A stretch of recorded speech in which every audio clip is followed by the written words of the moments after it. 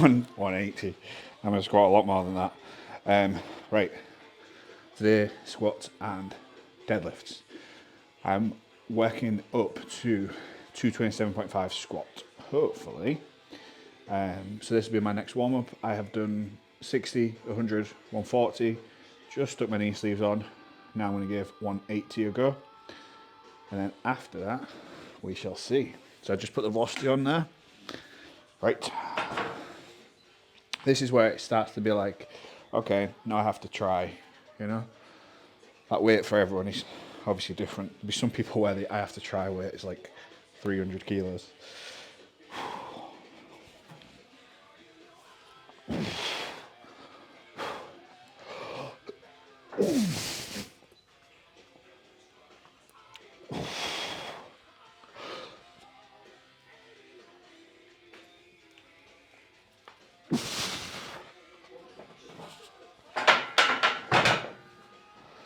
So that's fine. I'm in that weird phase because it's like more hypertrophy-esque. I'm not squatting that often. I'm only squatting once a week.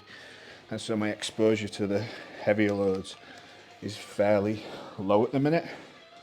So everything just like, that felt difficult. But I know that it moved really fast. So it's a strange one. I'm going to go 210 next, so that then I can jump to 227.5 for my actual set. Well, my last warm up. And what I'm going to do today is, because I'm aware that I'm resting a long time in these sessions, I put up a Q&A on Instagram.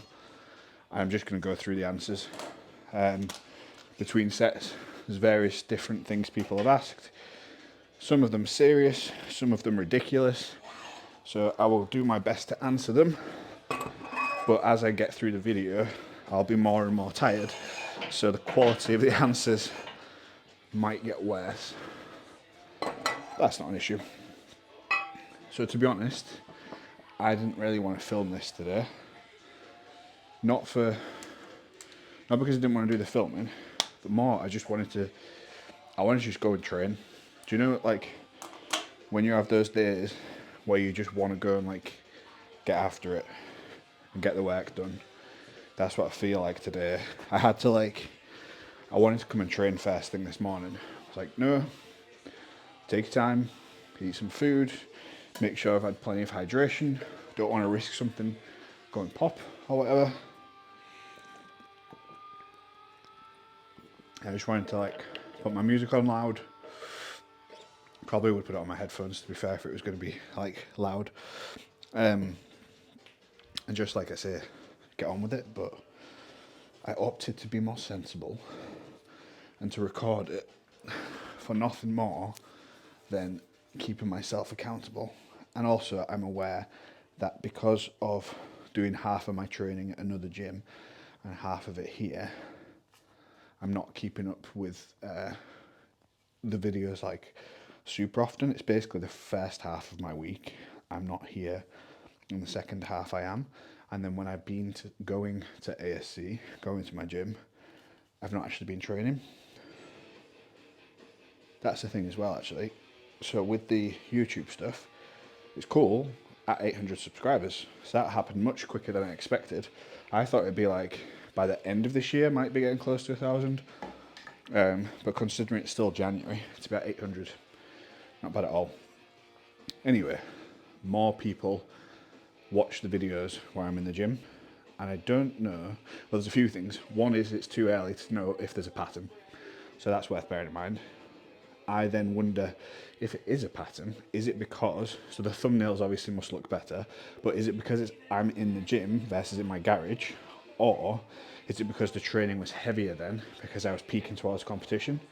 So if it's because the training was heavier, then these will get more and more and more close to the competition. But if it's because I was in the gym versus here, the only way to know that is to go film more sessions at the gym, if that makes sense. But then the other thing is, underlying that, generally the trajectory is upwards, so they should be getting more anyway. So I don't know. Right, So we've got Avenged Sevenfold today, it seems. 210. Yeah, this will do us warm up.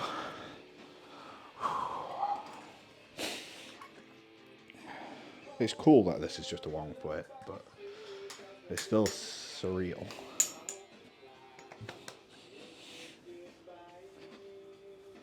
Oh. Getting a bit tight. Might need to eat a bit less.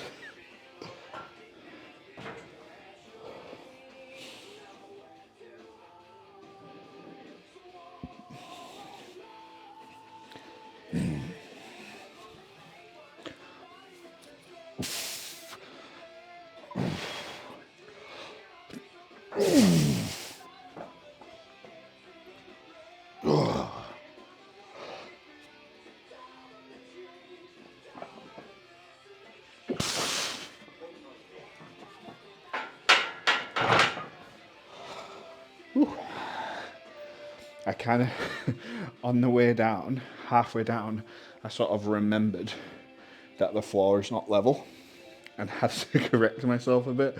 So that was a bit weird. But it's done now. So next up, 227.5, and then allegedly set to 4 with 200 and something, which I think will be a PB, which is always cool. So what plates am I going to need out? So I won't need these collars, so we'll get rid of them. The other thing as well is, I know I just said about doing the Q&A, and I will, but I want to get my top set, my top single done first. I kind of want to think about that before I start going off on a tangent. You know what I'm like.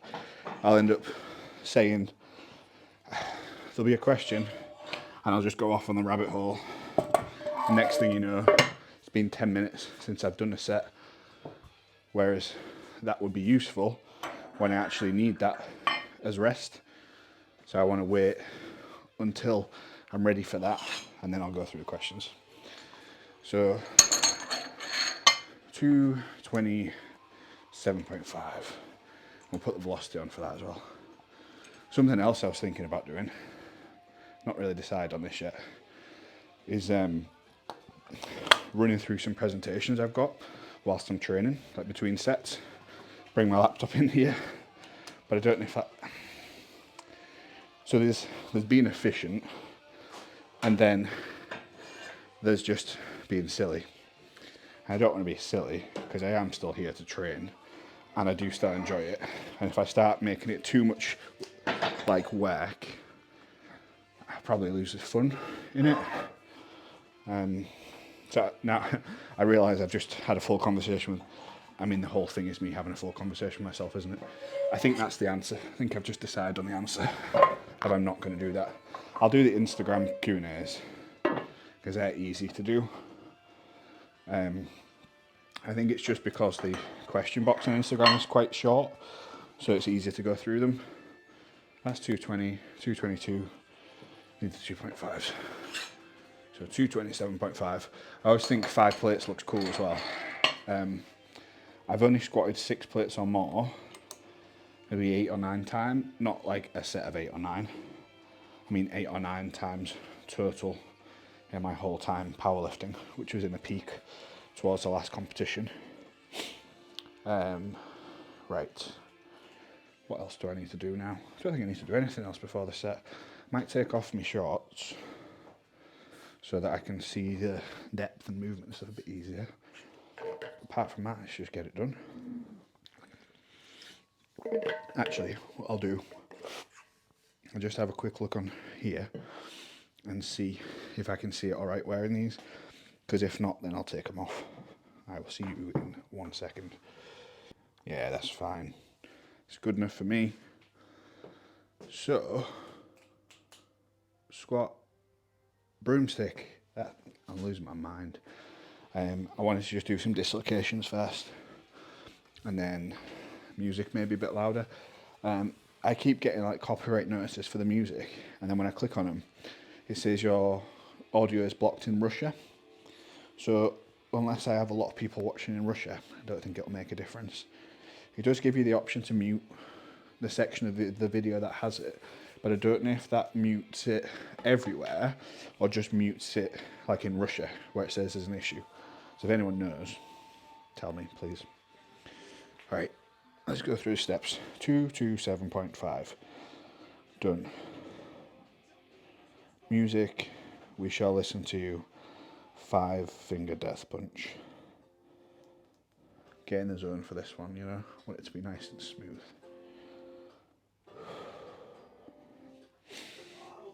I'm going to get a bit of chalk as well.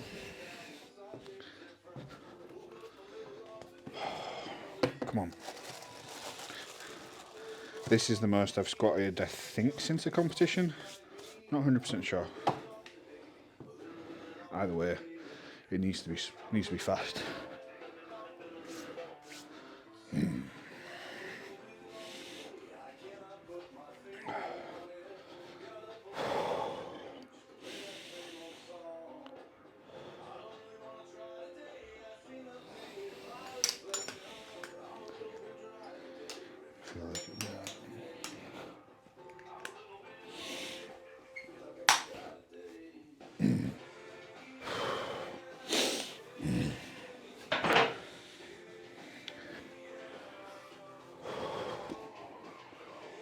Come on.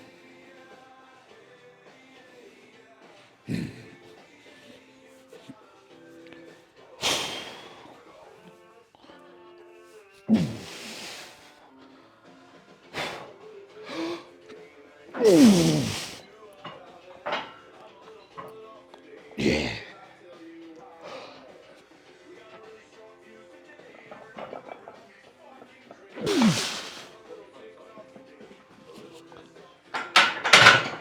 Easy. That wasn't as bad as I expected. Either that was high or my strength is better than I think. I think like psychologically, when you get yourself in the zone, it can make it feel easy. Oh, that was faster than the 210 to be fair. I wonder if the distance was the same. Oh, the distance was actually more. It was 4 centimeters more range of motion than the last one. Right, let's track that. 0.55.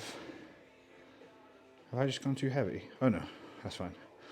I mean, it doesn't matter. It's not the end of the world. So 227.5.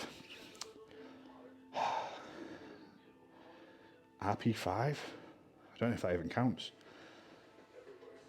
Add comment. 0.55 meters a second.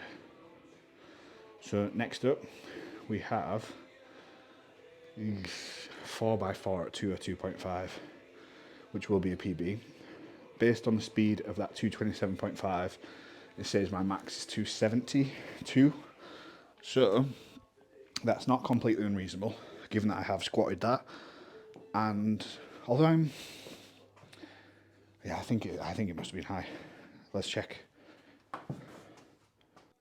Nope, just watched it. That was spot on, just fast. So yeah, 202.5 is going to be the work set for today, which is nice actually. But I think my 3 rep max is 200. So 4x4 at 202.5. I suppose, so I was just thinking like, since the last competition, I was thinking that I haven't actually improved that much, but it's not that I've not improved, it's that I've just been doing loads of like background work, so I haven't had anything particularly impressive or flashy, but that's what my training's like most of the time anyway. I have that background building a base, and then peaking time for competition, it looks like all of a sudden I've magically got an extra 50 kilos on my squat or whatever, when in reality that's not the case. It's just that it's all been like background work, like I say.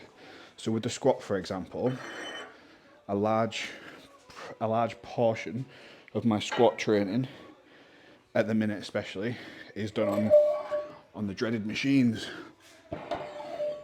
So in my other session, I'm doing pendulum squats and leg extensions. They are my main squat accessories, which I realise doesn't sound very powerlifty.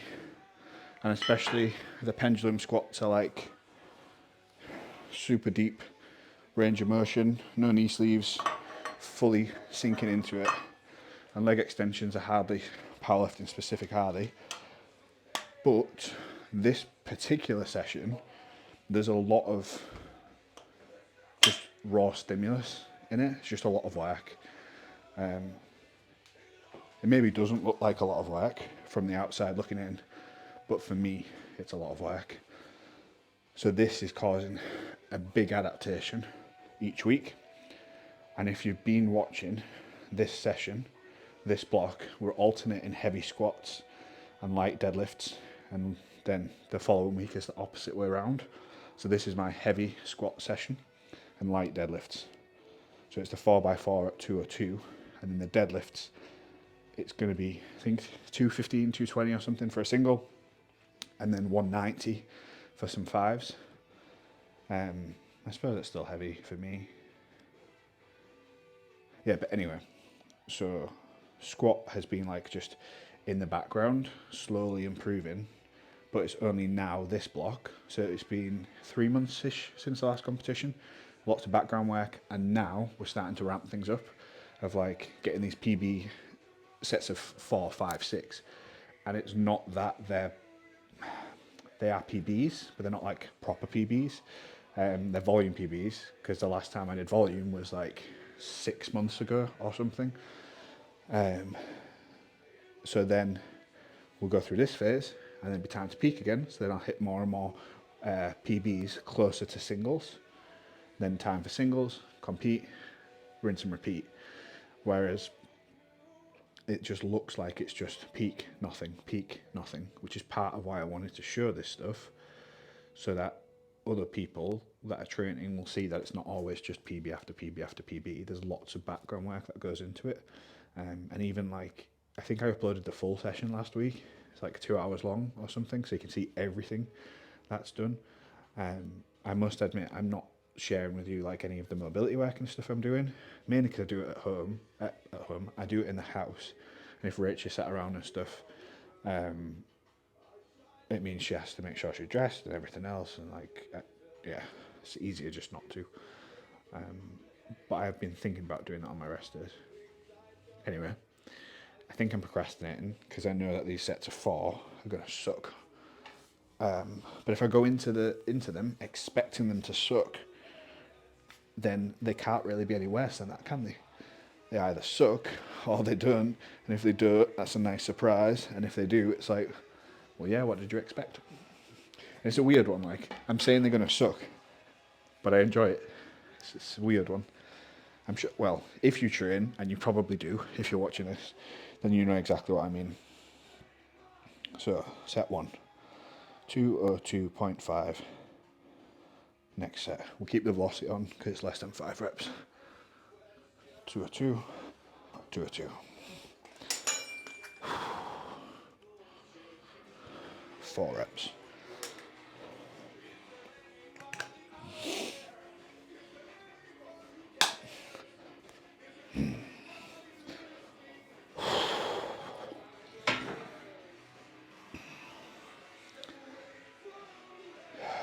Come on.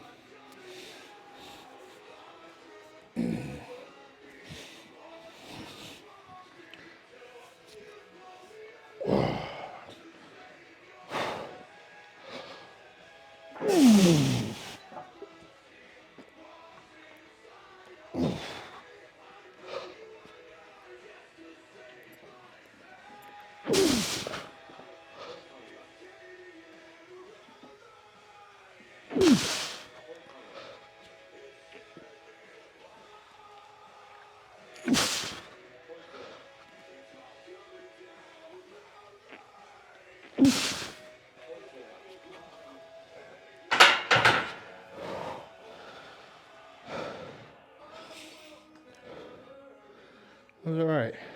Weird one. feel like I was shifting to the left a bit there. Bar was rolling on my wrist. It's okay. Obviously, in a perfect world, I want to be nice and even. That doesn't always happen, does it? So, let's have a look at the velocity. It held nicely, actually. So the average was 0.54. It's pretty fast, really.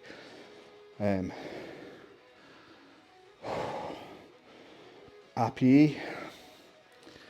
I'm going to go 7. I think I could have done 3 more.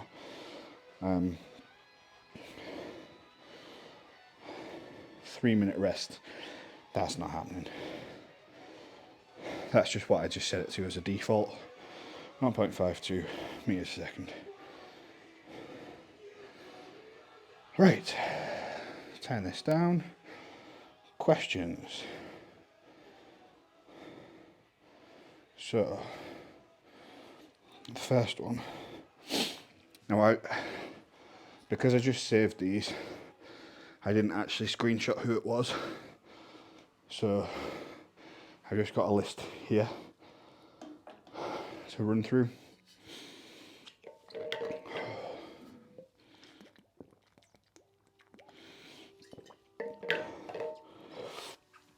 Right then. So, number 1. My bench doesn't seem to be as strong as or up to par with my squat and deadlift. So the problem is inconsistent bench strength in this, and the strength is not at the same level as the squat and deadlift. At least this is what this person's saying. So if you think your bench is below par compared to your squat and deadlift, have a look at the numbers and see if it really is. So oftentimes people will think their bench is significantly lower, and it's not that case at all. It's just that they've got mismatched expectations of what their bench should be. So for example, a real common one is someone gets their first 4-plate deadlift, 180, but they can only bench like 100, and they think they should be benching 130, 140. In reality, a 4-plate deadlift and a 2-plate bench are a similar level of strength. And the other thing is, for most people, if you've not played sports, if you're not active, you probably haven't used your upper body muscle mass as much as you have your back and your legs. Because in normal life, you're not often met with resistance for pressing things, whereas you do often pick things up, especially if you've got a manual job, or if you've done anything like physical, you'll probably have a stronger back and legs anyway. So that's one part, is to figure out, is your bench actually subpar? And then if it is looking at, does that matter, and what's the overall goal? So if the end goal is to be a powerlifter, it's then the rules of powerlifting, it's the person who has the biggest total. So I'm not saying you should neglect the bench, but if your other lifts are improving and your bench is improving, even if the ratio isn't as good as you think it should be, it doesn't matter. Like, if you're still improving, you're improving. And then the next thing is, when it comes to trying to improve, you only have a finite amount of time you can train and a finite amount of training resources, so like what your body can take. Now, if you struggle with improving the bench, it's really easy to get a bigger squat and deadlift. For the sake of powerlifting and a bigger total, get the bigger squat and the bigger deadlift. It's the 3 lifts that make up your total. The other part of why I think that approach is probably better, if you're trying to be a competitive powerlifter, is if you improve your squat, it's very, very likely your deadlift's going to go up. Whereas if you improve your bench, it's probably not going to make any difference to your squat or your deadlift. So by improving your lower body lift, you get 2 for the price of 1, effectively. And the next part of that as well is the proportion of your total from your lower body dominant lifts is so much higher anyway. So like, your full training block, put 5% on your bench. Say you can bench 100, 5% on that is only 5 kilos on your total. If you can squat 200, 5% on that is 10 kilos on your total. So relatively, it makes up a bigger chunk. That's all if you are looking to be the best powerlifter. Now, if you just want a bigger bench, then there's nothing special about the ratio between your bench and squat and deadlift. It's more just a case of you need to do the stuff you need to do to get a better bench anyway. The people that have the opposite problem, you usually would see, is guys that have been going to the gym for a while. They mostly train upper body. They don't squat properly. They only leg press and do half reps. So their squat usually sucks. Their bench is usually pretty good. As soon as they pause it, they'll lose a couple of kilos, but then the bench is pretty good. And the deadlift's usually all right because they're used to training back and stuff like that anyway. So they do at least have some strength there.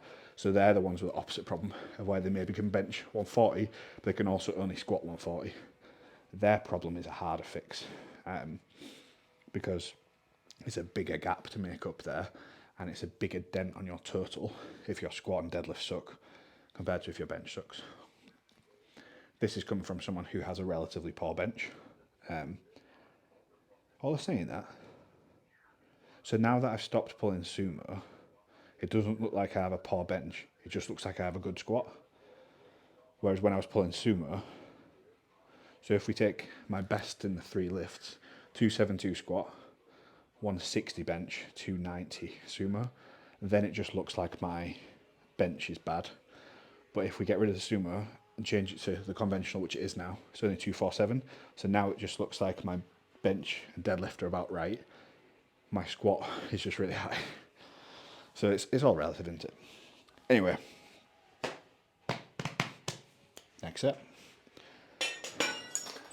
So I'm fully into the next belt notch on this now. So I was 96 kilos today.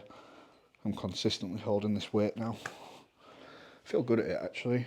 Like, definitely not lean by any stretch of the imagination, but I'm not as pre-diabetic as I expected. Just put some music back on. 4 reps.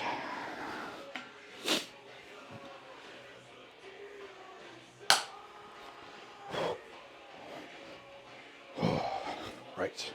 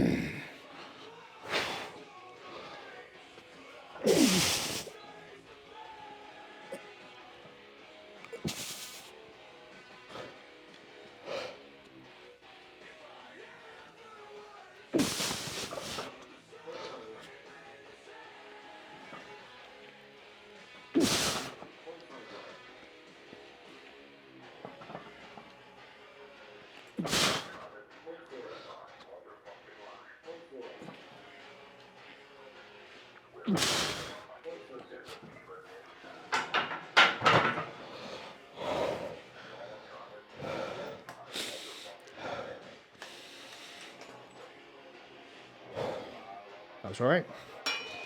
I'm finding now, I know it's only 4 reps instead of the 5 or 6, but now I'm back into the habit of doing more cardio. My set recovery is better. I put that 7 again. So now I'm starting to get the lower back pump. It's like a 1 out of 10. Average 0.5 meters a second. So a smidgen slower than the last set. That's not too bad.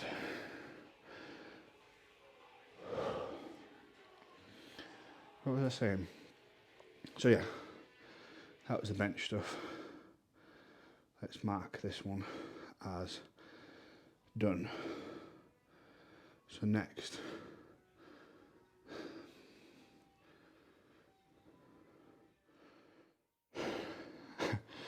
what to eat for strength gain. Big one.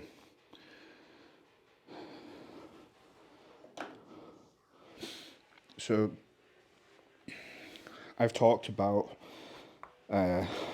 big picture nutrition for strength a bunch of times, but I guess I never really give specific foods.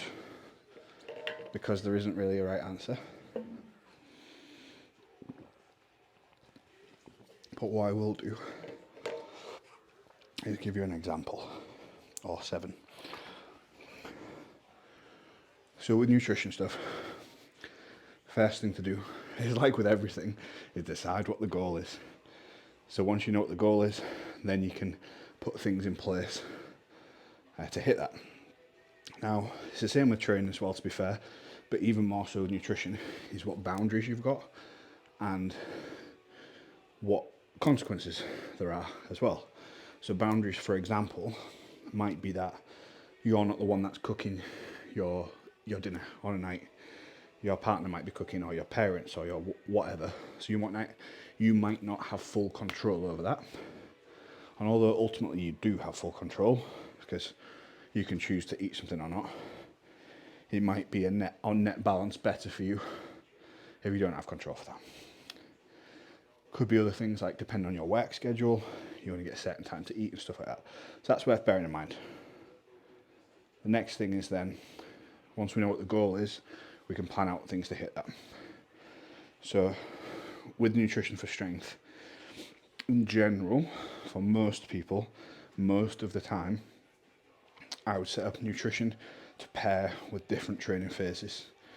So for pure strength, I would generally only go with maintenance, or a very slow surplus, or like the teeniest, tiniest deficit, but basically maintenance. Maintenance plus or minus a few calories for strength. The reason for that is, in a traditional strength block, you're not doing significant amounts of volume, enough to stimulate a lot of muscle growth. You'll stimulate some, but not loads. And so if you're in a big surplus, you're just going to gain lots of fat. If you're comfortable with that, then you probably will get stronger faster in more of a surplus, which is the way I prefer to do it personally, but it's not the way I generally suggest people do it. And the reason for that is, I've been through fat loss phases, I've gotten lean, and it's fairly easy. I say it's fairly easy just because of the way that I've done it, and for me, I find it fairly easy. I'm not saying it's fairly easy for everybody. So then, the next phase would be if you're in hypertrophy phase. So if you're trying to actively build muscle, even if that's in relation to strength, then I would either be in a surplus, so gaining weight, or in a fat loss and losing weight. I generally wouldn't bother with a hypertrophy block when you're in maintenance. And the reason for those two opposites is, if you're gaining weight, you've got extra energy, extra building blocks, extra fuel, so your body can use that to make your muscles bigger and stronger. And the opposite sides with the deficit is because, so for strength athletes, my opinion is that short, aggressive fat loss phases are superior to long, drawn out ones, with a caveat that during that phase, you're not actively trying to be strong. You're just trying to maintain the muscle mass you've got and get the fat off you as quick as possible. So hypertrophy type training will tend to be a better choice then, because you don't have to be loading up loads of weight, so there's less chance of hurting yourself and whatnot when you're not eating as much. If you're injured and rehabbing, maintenance / a very small surplus. So once you know which one of them is and what your ultimate end goal is, then you can make a decision on what you're going to do with nutrition. So if you want to gain weight, you need to be eating more than you burn. Dead simple version. So then the next version after that is, are you eating enough protein? So protein is fairly binary in terms of you're either eating enough or you're not. So as a starting point, say whatever you weigh in kilos, multiply that by 2. So if you weigh 80 kilos, look at 160 grams of protein as like your baseline target. The next step after that would be splitting up that protein roughly evenly through the day. So over 3 to 5 meals for most people tends to work well. The next step after that, we'll be looking at the specifics of the carbs and fats. I'm not going to go through all of them because, like I say, I've done that a billion times, and it's not like I'm going to give you any magical new information. So you go through all that, split up your nutrition, everything else. And then the specific foods. So the biggest thing with the foods, with nutrition, is you want to remove minus 10 foods first. So things that just make you feel terrible, don't have them. So like me personally, lactose makes me feel terrible, bloated, bad stomach, don't have it. So first thing is get rid of the stuff that actively cause you an issue. When I say cause you an issue, I mean when you eat a normal sized portion. Like if you have 3 tubs of ice cream and then you have a dodgy stomach, like you have 3 tubs of ice cream, have a normal sized portion. And then the next thing is trying to make sure you're fairly balanced in what you have. So there's lots of variety. So lots of different colours of foods, different meats, different carb sources, different fruits, different vegetables. So variety. I would try and have some kind of cultures most days. So like kefir, fermented foods, stuff like that. That's kind of it really. Beyond that, you can obviously get into the specifics of micronutrients and vitamins and everything else, but that's kind of beyond the scope of this. The most important thing is decide what phase you're in and eat enough and eat it consistently. And then with the nutrition and strength stuff as well, for most people, most of the time, the level they're training at, if you forget to eat a meal before you train or something, it's not making a huge difference. For some people, some of the time, it is. But that comes down to each person.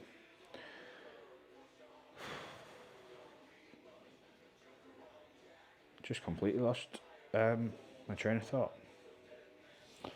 Should probably just do a set.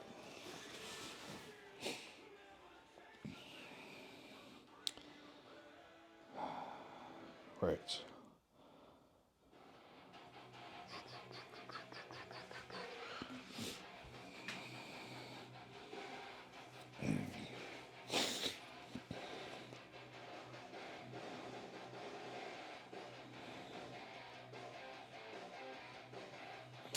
I thought I was going to sneeze.